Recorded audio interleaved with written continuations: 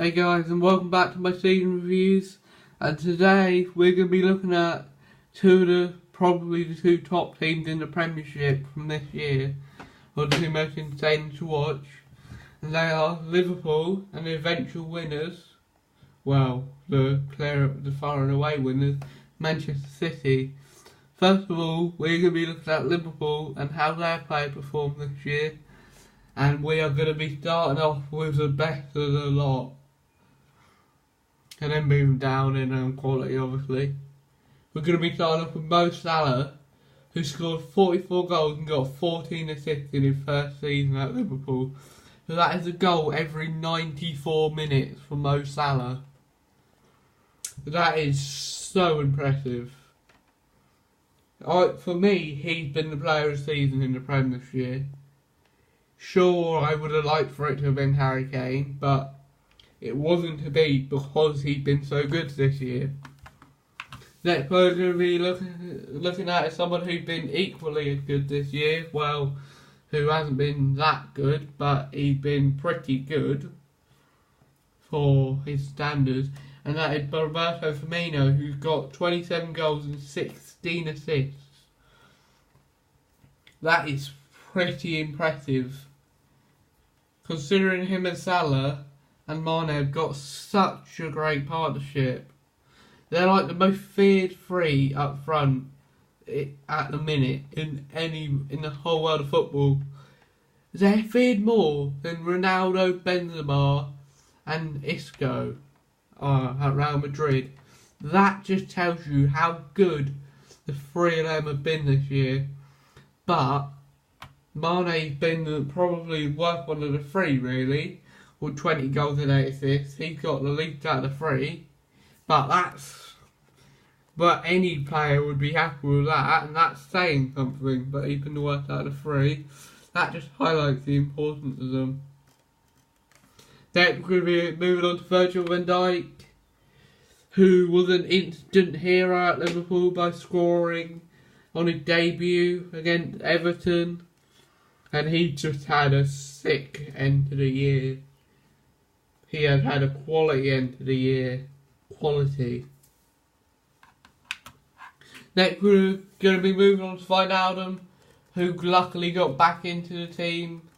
To his credit, when Oxlade-Chamberlain got injured, he got back into the team. And he got 2 goals and 4 assists. He was one of the ones who scored in Rome, which was pretty impressive for him, really. Next we're going to be moving on to Adam Lallana,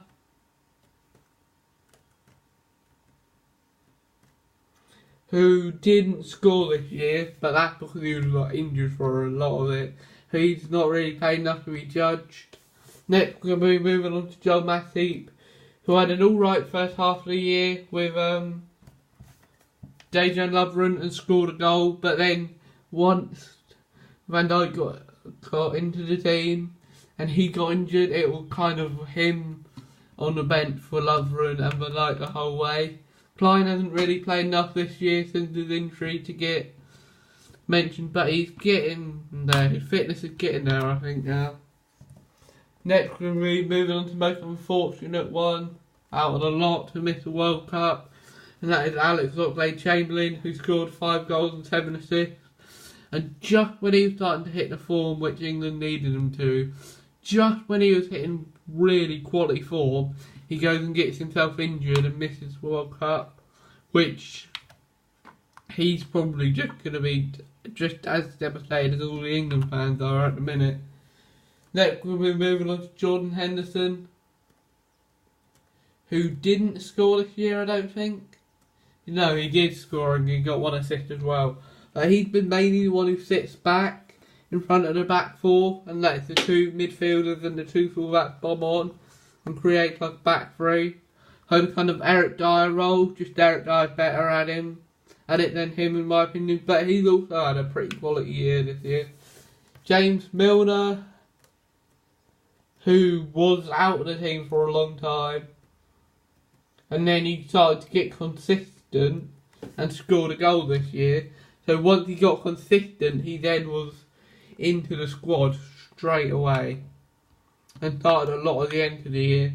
Emre Can has missed a lot of football towards the end of this year, and he hasn't scored this year, but I think he's still been pretty quality for Liverpool at times, and he's probably going to be gone on a free. Juventus and Liverpool are starting to look to replace him. Next, we're going to be looking at the blunderer himself, Loris Karius, who hadn't had that bad year until last night, but in the Champions League final he was just absolutely horrendous. And he has said sorry, but sorry doesn't win him the Champions League, does it? Considering 2 of the goals were his fault, had they have had Mignolet goals, they probably would have conceded both of them and a few more, but you know, that will show why they need a new goalkeeper in the summer, if you didn't know already. Next we'll be moving on to JJ Lovren, who apparently got 2 goals and 1 assist this year. But I think one of these goals did come on the final day of the Premier League against Brighton, if I remember correctly. He's improved a bit since Van Dijk came in. Van Dijk's made him a bit more solid, and I think that made a big difference to him. Next we're moving on to Andrew Robertson, who got 1 goal and 5 assists this year, but that's not the main point. He's been quality towards the end of the year. His end to the season had been absolutely amazing. Start of the season he was in and out for Moreno. He was battling with Milner and people like that, and he never really got going. But since then he's been brilliant. Klavan hasn't played enough this year really in my mind. That because he mainly played Matip and Lovren. Next we move on to Moreno, who I think should leave Liverpool and they should go for a younger model. I don't think he's ever really been good enough. I don't think he's ever shown the consistency Liverpool needed at present. I think he should go. I really do.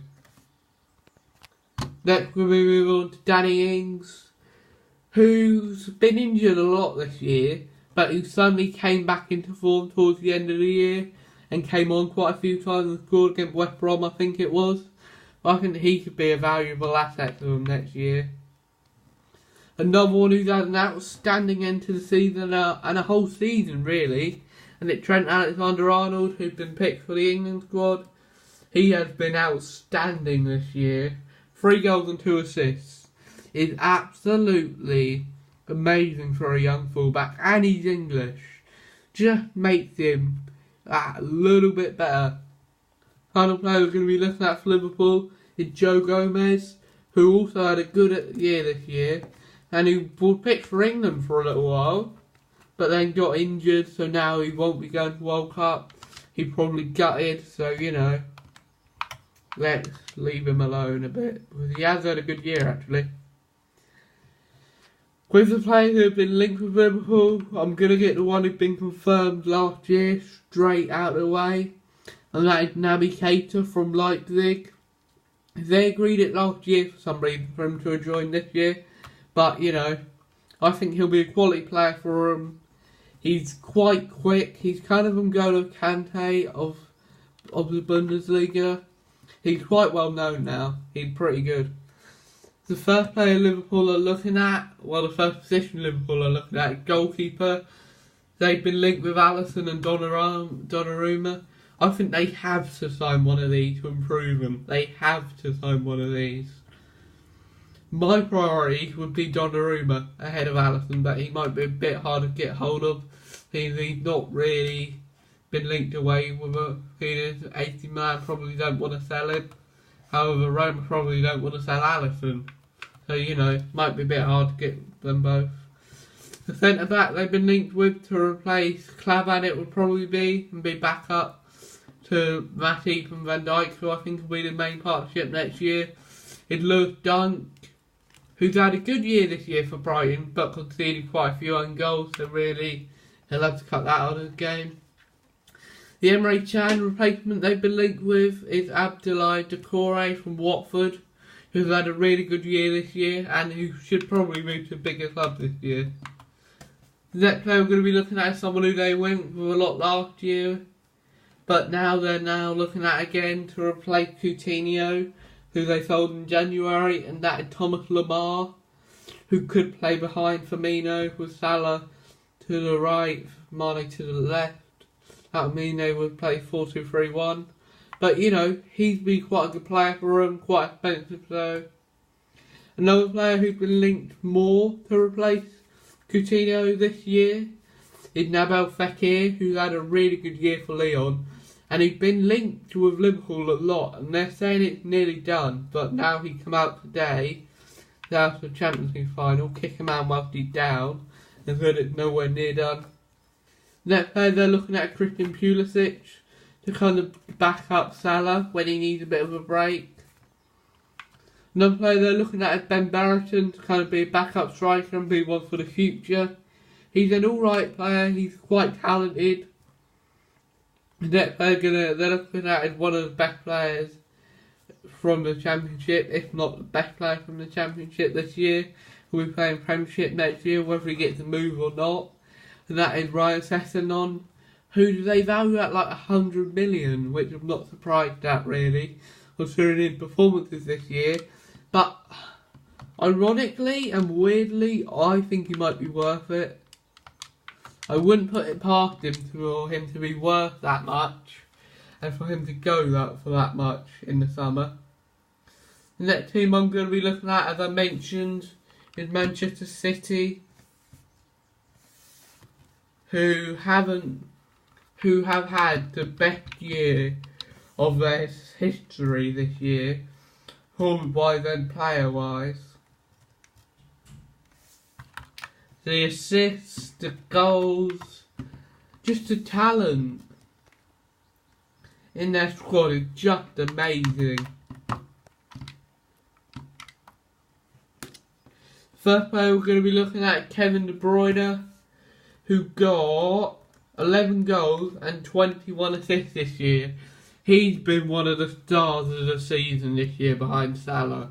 I think they did finish in the top two for the Premier League player of the season, and I'm not surprised considering he had a stunning year at Manchester City and really showed his class for the first time at Manchester City. We saw glimpses of it last year, but never quite the kind of world-class glimpses, but now he's in the world-class glimpses. Someone who's had his injury problems towards the end of this year, and who Pep's sometimes preferred Jesus to, is Sergio Aguero, who scored 30 goals and 7 assists this year. So even though he's been benched a few times this year for Jesus, he's still scored 30 goals. I think he's had a really quality year this year. Someone who's got balls this year, who they said it was just for Pep Guardiola, but I think there's a better reason for that, and I don't know what it is. The player is David Silva, who got 10 goals and 11 assists this year. He's been one of those players who have kind of gone under the radar and let people like Sane, Sterling, De Bruyne, Jesus, Walker take all the credit, but then has also been, the glue that sometimes held the team together this year. He's had a quality year. Someone who's really shown his class this year and finally lived up to his potential is Leroy Sane, who got 14 goals and 7 assists this year. He is a really good player. I mean, a really good player. I really rate him. I reckon he could be one of Germany's secret weapons off the bench at the World Cup this year. Talking of World Cup, one of England's best players, if not England's top 3. Raheem Sterling, who got 23 goals and 11 assists this year. Before this year, everyone had been saying Raheem Sterling's good, but he doesn't score enough goals. But he really shut people up this year with all them goals. He's one of the top scorers in the Prem. He is one of the ones who I think could be vital to England this year. If he can score some goals for England, I'd be really happy. That person we're going to be looking at is someone who's also had his injury problems at times this year, and that is Gundogan, who got 6 goals and 3 assists, and he tended to play when Fernandinho's been tired or injured or suspended, Silva's been tired. De Bruyne's been tired when they've all wanted rest. At the same time, so he's done well. Another one who's really shown a class this year is Fernandinho, who got 5 goals and 3 assists, who's had a really quality year this year and finally starts to show why City brought him from Shakhtar. Next player we're going to be looking at is Otamendi, who's really shown his goal scoring touch this year with 5 goals and no assists. But he's been quality at the back this year and has held them together at times. But his goal scoring in threat from corners is just outstanding. Another player who's a big threat from corners is Vincent Kompany. Got 2 goals, 1 assist this year, but has also had a lot of injury problems. But he's over them now in my mind, hopefully. And hopefully he'll be a bit more consistent with his playtime next year. Ederson has had a really good year this year. He's shown a lot of quality and why City brought him. And it looks like Pep has finally found a keeper for City who they want to have permanently. Kyle Walker is one who went to City to win trophies, and win trophies he has. In his first year, he didn't score this year, but he's shown a lot of class with his assists this year. He can whip balls into the penalty box. He can even play at centre back sometimes, but you know, I prefer him at full back where he can bomb. Next player we're looking at is Bernardo Silva, who got 9 goals and 10 assists this year. Mainly been off the bench for City, but you know, he started a few games towards the end of the season. But I just don't rate him for some reason. I rated him at Monaco, I didn't think he did enough to get a move to City. And I don't think he's done enough this year. Someone who I don't think has quite lived up to his hype this year and not played enough in our American reports, I'm just going to skip over him. Someone who definitely has lived up to his hype this year is Gabriel Jesus, who got 17 goals and 3 assists when he missed like 2 or 3 months of the season with a bad injury and hasn't started some games and has been benched for a little while. Started on the wing, you know, that kind of stuff. Never quite got it into him with Aguero. Never quite got ahead of Aguero. But he's still got 17 goals this year, which says something about his quality.